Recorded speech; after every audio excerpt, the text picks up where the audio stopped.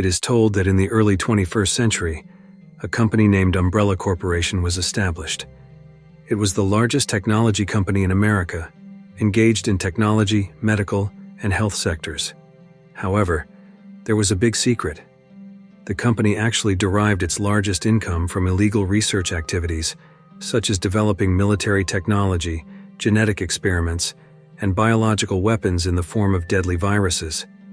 Given these facts, it's no wonder that this company had extremely high security levels and was equipped with an AI system. Moreover, the company's location was deeply buried underground to ensure that its illegal research activities would not be easily discovered by authorities.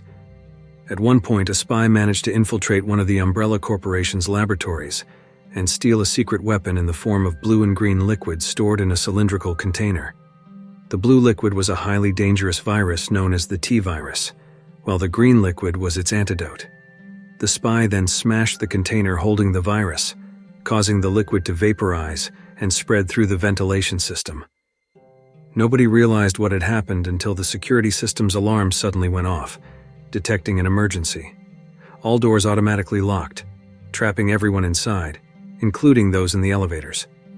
At first, the situation seemed under control, but panic broke out when the fire alarm went off, flooding one room with water, while in another room, a mysterious and highly toxic gas started leaking from the air vents, causing everyone inside to collapse immediately. The story then shifts focus to a woman named Alice, who woke up in a bathroom, naked and suffering from amnesia. She tried to figure out who she was and found a note that read, "Today all your dreams came true."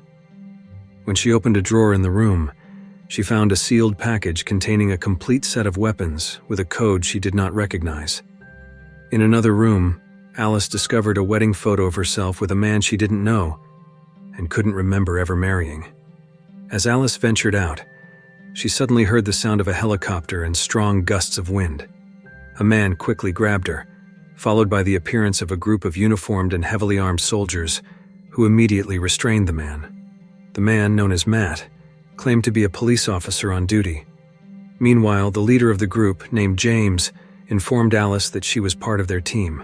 However, due to her amnesia, Alice had no recollection of them. It was later revealed that Alice was under the influence of the automatic defense system, which temporarily erased her memory. The soldiers themselves were on a crucial mission and took Alice and Matt to a secret room called the Hive, a secret facility within the Umbrella Corporation located directly beneath Alice's current residence. They boarded a special underground train owned by the Umbrella Corporation to carry out their mission. Along the way, they were shocked to find a man named Spence Parks unconscious, and Alice realized that he was the man in the wedding photo wearing the same ring as her. Curious about the situation, Alice asked what had happened and what their actual mission was. James explained that they were all part of a special team owned by Umbrella Corporation, including Alice and Spence, tasked with guarding the secret entrance to the Hive, located directly beneath their home. It was then revealed that Alice's marriage and the large house she lived in were merely a cover to hide the secret facility known as the Hive, a research site of Umbrella Corporation far underground in Raccoon City. Due to the extreme secrecy of the location, if something went out of control, the security system would automatically release a gas that could render a person unconscious and temporarily erase their memory, which was what had happened to Alice and Spence. Umbrella Corporation had an advanced AI security system called Red Queen. However, this created a problem, as Red Queen's strict security measures caused her to act out of control, and she would not hesitate to kill anyone she deemed a threat in an emergency. Their mission was to shut down or disable Red Queen. In a flooded hallway, they were shocked by the appearance of a corpse in the water.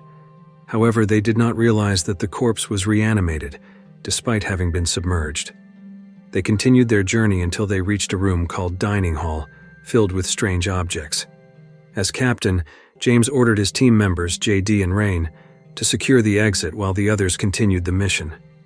As they inspected one of the objects, Alice saw a creature that appeared to be the result of genetic engineering, although they had no idea what the creature was.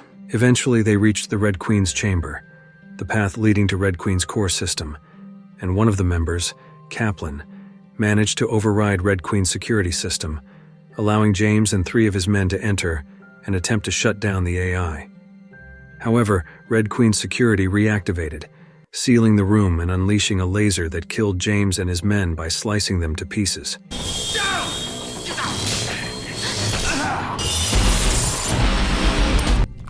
From this, it could be concluded that Red Queen had likely allowed Kaplan to breach her security system as a trap to eliminate them all. Despite this, the team had to continue their mission to disable Red Queen's security system. When they finally reached the chamber, they set up a device to deactivate the system. But not long after, a hologram representing Red Queen appeared, warning them that if her security was disabled, something terrible would happen, endangering them all. Kaplan ignored the warning and proceeded to shut down Red Queen's security system. As a result, several previously locked doors automatically reopened. Meanwhile, in another room, Rain heard a strange noise, discovering a woman there who suddenly bit her hand. Rain fired at the woman, only to find that she was already dead and had possibly turned into a zombie after being infected by the T-virus. Shortly after, Alice and Kaplan regrouped with the others just as the zombies began to swarm them. They fired at the zombies with brutal intensity, but the undead were difficult to kill, leading to an explosion of one of the containers from the stray bullets.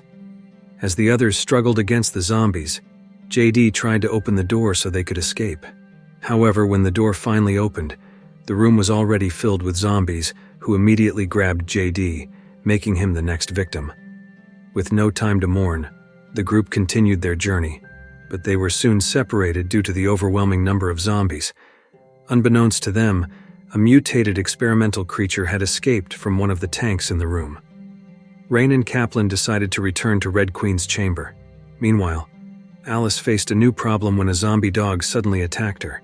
She managed to escape into another room, where she was ambushed by another zombie, but was fortunate enough to kill it. With the weapon she obtained from the zombie, Alice prepared to confront the dog, only to find that it had returned with a pack of zombie dogs that immediately attacked her.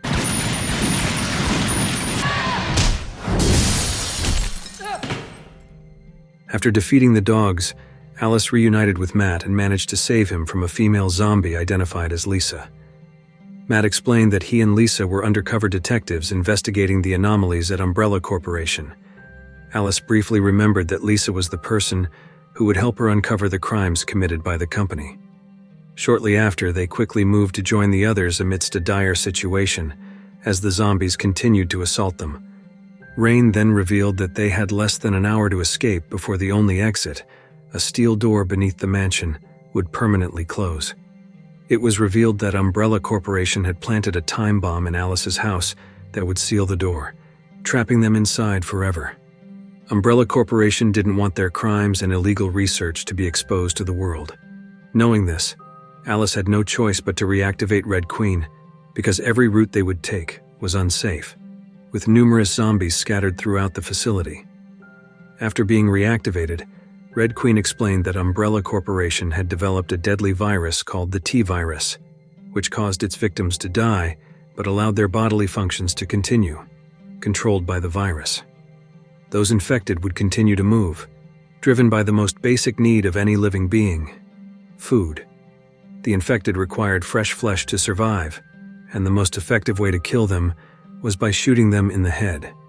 The T-virus was intended to be sold to the military at a high price, but Red Queen had detected a virus leak that spread through the ventilation system, infecting everyone in the Hive. Consequently, Red Queen could not allow anyone to leave and cause chaos in the outside world. So the most effective way to prevent this was by killing everyone who had been infected. Thus, it could be concluded that Red Queen was not entirely evil, as if she hadn't killed them, the infected would have escaped the facility and spread the virus globally. Following Red Queen's instructions, the team entered a corridor, but again they were attacked by zombies. They climbed onto a pipe above the corridor to avoid the zombies and escape. Unfortunately, after everyone had crossed, Kaplan fell as the pipe could no longer support his weight. Although he was bitten, Kaplan managed to climb back up. However, feeling hopeless about his chances of survival, he urged the others to leave and save themselves. With only one bullet left in his gun, Kaplan contemplated suicide. But in the end, he found the will to survive and rushed to catch up with the others. Meanwhile, Alice's memory was gradually returning, and she remembered that there was an antidote to the virus, the green liquid. Unfortunately, the antidote was no longer there, as it had been stolen. At the same time, Spence's memory also returned, revealing a shocking truth. The thief who released the T-virus at the beginning of the story, causing the current disaster, was Spence himself. His goal was to sell the virus for a high price to a buyer outside. However, his plan was interrupted when he was exposed to the toxic gas that temporarily erased his memory. This action had caused immense harm and threatened the safety of the entire human population on Earth. Once Spence remembered everything, he intended to resume his nefarious mission and retrieve the virus and the antidote, which were still stored in the case inside the train where he had been found unconscious. However, as he attempted to carry out his plan, a zombie suddenly appeared and bit him. Desperate to stop the virus from spreading through his body, Spence hurried to inject himself with the antidote. Meanwhile, he locked the others in the previous room, leaving them behind. As Spence opened the case to use the antidote, a mutated creature, known as the Licker, suddenly attacked and killed him. Alice, watching the scene through a CCTV feed, realized the dire situation. Meanwhile, Rain, who had been bitten earlier, was beginning to lose control of her body, and her focus was fading, indicating that she was becoming infected. She pleaded with Alice to kill her before she could pose a danger to the others. But Alice couldn't bring herself to do it. Not long after, Kaplan managed to reach their location and freed the others from the locked room. They retrieved the antidote just as Spence began to transform into a zombie, having succumbed to the infection. Without hesitation, Alice used a nearby axe to kill Spence before he could attack them. With the antidote in hand, they boarded the train and quickly injected Rain and Kaplan with the antidote. However, just as they thought they were safe, the Licker reappeared and slashed Matt's shoulder with its claws. Despite the injury, Matt managed to survive, but Kaplan was killed by the creature's ferocity. The Licker then attempted to attack Alice, grabbing her leg with its long, powerful tongue. Matt acted quickly, using a series of pipes hanging in the train to strike the Licker repeatedly until it was weakened and ultimately defeated. However, they realized that Rain was now fully transforming into a zombie, as the infection had progressed too far for the antidote to be effective. Knowing there was no other option, Alice and Matt had to shoot her as they continued their escape. The tension was far from over, as the Licker still posed a deadly threat. In a final confrontation, Alice and Matt managed to kill the Licker by severing its tongue with one of the pipes and ensuring it was truly dead. Exhausted but alive, they finally made it back to the surface and to Alice's home, only to be greeted by a group of medical personnel in full hazmat suits who immediately restrained them. Alice lost consciousness from the encounter. Meanwhile, Matt, who had been scratched by the Licker, began to show signs of infection as a worm-like creature emerged from his wound, indicating that Matt had been infected. When Alice finally awoke, she was shocked to discover that the city was in complete chaos. The streets were deserted, and it was unclear what had caused the widespread devastation. As she observed the scene, Alice realized that something far worse than what had occurred in the Hive had happened, and the rest of the world was uncertain, but it suggested that the situation was only going to get worse. And the film ends. If you like this video, don't forget to subscribe, because by subscribing you have supported me to make better videos. See you in the next video.